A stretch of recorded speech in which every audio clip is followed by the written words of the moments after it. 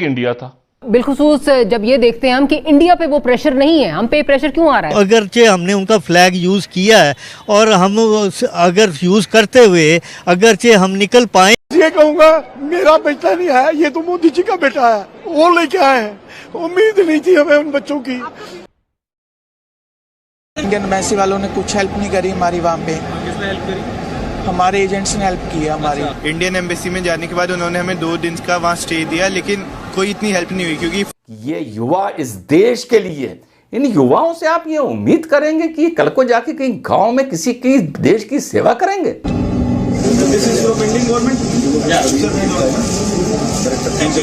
छात्रों के व्यवहार को देखकर ऐसा लगता है जैसे ये देश के लिए शायद कोई बहुत बड़ा काम करने के लिए यूक्रेन गए थे। इन छात्रों को शायद हम ही ने वहां पर भेजा था देश का नाम रोशन करने के लिए। इन छात्रों ने बहुत बड़ा त्याग किया है, भारत के लोगों पर बहुत बड़ा एहसान किया है। हेलो दोस्तों, जय हिंद जय भारत। आइए सुनते हैं यूक्रेन से वापस लौटे कुछ नई नस्ल के गद्दारों को जो अपने फायदे के लिए, अपनी तारीफ के लिए देश को बेइज्जत करते हैं। आइए सुने ऐसे लोग देश को क्या देते हैं। जिसको बोला जा रहा है इवैक्यूएशन, आई डोंट नो यहाँ पे सब में से अग्री करेंगे इस बात पे, इसको इवैक्यूएशन का नाम दिया गया है। पर आप एक बात बताइए, जो कंट्री ऑलरेडी सेफ थी रोमानिया, वहाँ से आप हमें फ्लाइट से यहाँ लेकर आए, आप इसको इवैक्यूएशन कैसे बोल रहे हो? सुना लॉजिक सुनी कि भाई अगर आपको बचाना था तो वॉर जोन से बचाते तो वो इवैक्यूएशन कहलाता। आप तो रोमानिया से लेके हमको आए हैं 10 किलोमीटर। सुनिए, It was so difficult because we have to walk 10 kilometers to reach the border. 10 kilometre, 10 kilometre. ये देश के युवा हैं, एहसान फरामोश बेशरम युवा, सामाजिक दृष्टि से पूर्णता बेशरम, राष्ट्र की दृष्टि से पूर्णता बेशरम, कि ये कोरोना काल में लॉकडाउन में कहीं नहीं फंसी। इनको चलना पड़ा 10 किलोमीटर। और इस बहन माता को कितना चलना पड़ा, इसको कितना चलना पड़ा था। इसको देख रहे हैं, ये गर्भवती है, शी इज प्रेग्नेंट।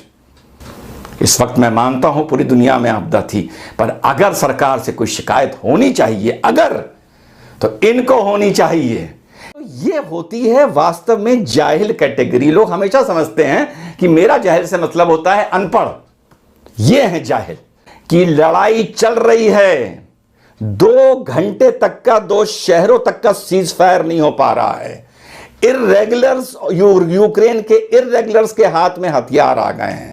क्या चाहते हो, 747 लेके यूक्रेन में उतरे और जो उड़ रहे हो तो कोई शूट डाउन कर दे, कोई स्टिंगर रेकलेसली कोई स्टिंगर मिसाइल मार दे, तब फिर तुम लोग अपना सीना पीटोगे कि भारत सरकार ने हमारी सिक्योरिटी के लिए एक साथ हमारे 300-400 बच्चे मरवा दिए। अच्छी बात बोली, आपको अच्छी लगी तो ऐसे थोड़ा मार दीजिए हाथ, आप थोड़ा सा मार दीजिए। इन युवाओं से आप ये उम्मीद करेंगे कि कल को जाके कहीं गांव में किसी की देश की सेवा करेंगे? आप इनसे ये उम्मीद करेंगे कि ये निःशुल्क समाज के लिए, इस देश के लिए कहीं खड़े होंगे? या आप इनसे वो उम्मीद करेंगे जो कुछ चंद डॉक्टरों ने कोरोना काल में एक पेशेंट का हाथ नब्ज देखने के लिए 20,000 रुपए ले लेते थे? ये उसी कैटेगरी के डॉक्टर बन के निकलेंगे। भारत सरकार ने आज 17 और देशों के नागरिकों को भी सुमी से इवैक्यूएट किया है और इन 17 देशों में नेपाल, पाकिस्तान, बांग्लादेश और तुनिशिया जैसे देश भी शामिल हैं। आज ये छात्र और इनके परिवार बेशक दूसरे देशों में रहते हैं, लेकिन ये सब भारत को दिल से दुआएं दे रहे होंगे, लेकिन हमारे अपने छात्र शायद ये भूल गए। भारत सरकार ने इन छात्रों की वापसी के लिए अपने 4 सीनियर मंत्रियों को यूक्रेन के पड़ोसी देशों में भेजकर सबसे बड़ा ऑपरेशन चलाया और इसके तहत विशेष विमानों को इन देशों में भेजा गया। लेकिन जब हमारे ये छात्र हवाई अड्डे पर उतरे भारत में, वहां भारत सरकार के अलग अलग मंत्री अपने हाथों में गुलाब का फूल लेकर, सिर झुकाकर, हाथ जोड़कर इनका स्वागत करने के लिए प्लेन के बाहर खड़े हुए थे।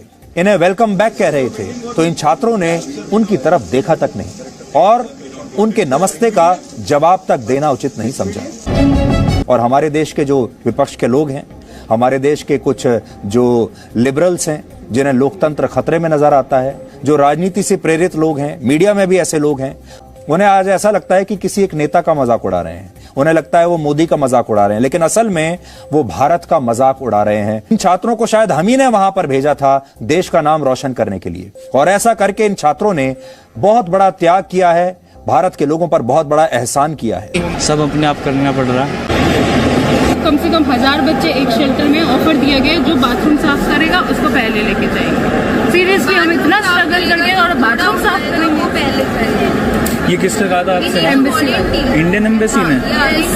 इंडियन एम्बेसी ने बहुत गलत किया। अच्छा, ये कहा कि टॉयलेट साफ करिए फिर जाएंगे। नहीं, जो पहले उन्होंने बोला उनको प्रायोरिटाइज करेंगे। वॉलंटियर्स टू वॉशिंग, किसी की ऐसी हालत नहीं थी, कोई नहीं उठा। जब उन्होंने बोला कि जो पहले वॉश करेगा उसको पहले लेके जाएंगे, तब सब चले गए। तो मंत्री इतने सारे गए, किसी को नहीं कहा? वहाँ पे हम इसलिए नहीं बोल सकते क्योंकि हमें निकलना था वहाँ। तो हमारी जो गवर्नमेंट है उसने यूक्रेन से बाहर सपोर्ट की, यूक्रेन के अंदर क्यों नहीं सपोर्ट कर रही है हमें हमारी गवर्नमेंट? अभी भी हमारी खार्किव सिटी में काफी बच्चे फंसे हुए हैं, स्टक हैं ऑलरेडी। और आप जानते होंगे कितनी, आप देखो ये बात आप समझो कि यूक्रेन का एयर स्पेस बंद हो चुका है और एक देश में वॉर चल रहा है।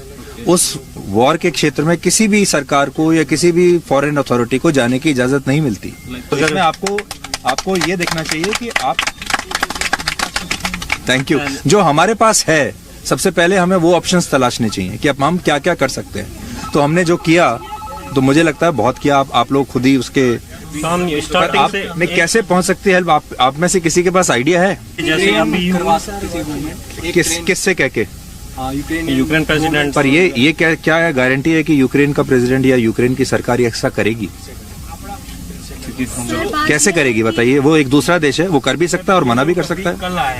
आप अपने दोस्तों को आज अगर वो पूछे कि आप बता दो कि मैं रुकूं या आ जाऊं, आप क्या बताओगे उसको? और अगर वो आपने कहा कि रुक जाओ और तब मारा गया तो क्या करोगे?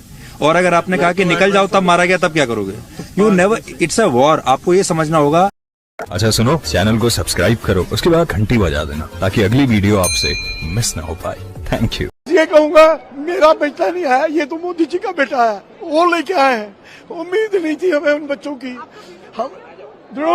हमने ये उम्मीद छोड़ रखी थी, हमारे लिए कोई उम्मीद बची नहीं थी। जो सुमी में उन लोगों ने हालात किए थे, उन हालातों में उनका जीना नामुमकिन हो रहा था। मुझे ये है कि मैं भारत सरकार का धन्यवादी हूँ, उन्होंने मेरा बेटा मुझे लौटाया। और अब आज के बाद ये सर्फ है भारत के लिए। जिंदाबाद, जिंदाबाद। सर, इसने अभी भाई ने पूछा इनसे, बेटे तुम्हारे लिए क्या रखूं, क्या खाओगे? बोला कुछ नहीं, सिर्फ पानी पिला देना। पानी के लिए तड़प रहा था, पानी की बोतल लेके आया हम पानी पिलाने के लिए, क्योंकि तड़पे पानी के लिए थे वहाँ। मैं कश्मीर से हूँ, ये बच्चा जो है सुमी से आया। पाकिस्तानी स्टूडेंट्स के बारे में अभी एक खबर आई है कि पाकिस्तानी स्टूडेंट्स ने यूक्रेन से निकलने के लिए इंडिया का झंडा जो है वो यूज़ किया है। इंडिया का झंडा पकड़कर वो ये दिखाना चाह रहे थे कि वो भी इंडियन है, ताकि वो यूक्रेन से निकल सकें, यूक्रेन से एस्केप हो सकें। पाकिस्तानी अवाम से पूछेंगे कि वक्त पर हमारी हुकूमत ने क्यों नहीं उस तरीके से एक्शन लिया जिस तरीके से इंडिया की गवर्नमेंट ने लिया है। जी, आज से 74 साल पहले तो we were all the same. Regardless, हमारे जो बड़े अबाउदाद थे वो बरसगीर पाक व हिंद से ही थे ना उस वक़्त। तो लिहाजा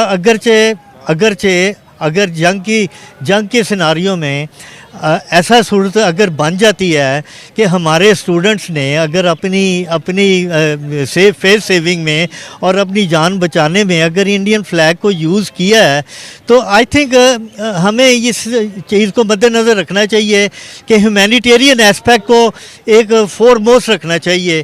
क्योंकि हम लोग तो 7 सदियों पहले एक ही मुल्क था, लेकिन अब सूरत हाल अगर ऐसी बनी है तो जिसमें हमें अपनी जान बचानी मुकद्दम हुई है, तो अगरचे हमने उनका फ्लैग यूज़ किया है और हम अगर यूज़ करते हुए अगरचे हम निकल पाए हैं, तो ये इसको नेगेटिवली नहीं लेना चाहिए। If the students come home safely to their borders, it is fine with us, we should be thankful to them.